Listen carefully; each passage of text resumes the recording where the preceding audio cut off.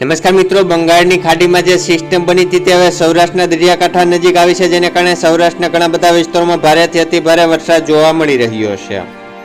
ત્યારે ભારે વરસાદ પડવાને કારણે જૂનાગઢ જિલ્લા તેમજ ગીર સોમનાથ અને અમરેલીના ઘણા બધા વિસ્તારોમાં પૂર જેવી સ્થિતિ સર્જાઈ છે, જેને કારણે સ્કૂલ કોલેજોમાં પણ રજા જાહેર કરી દેવામાં આવી છે।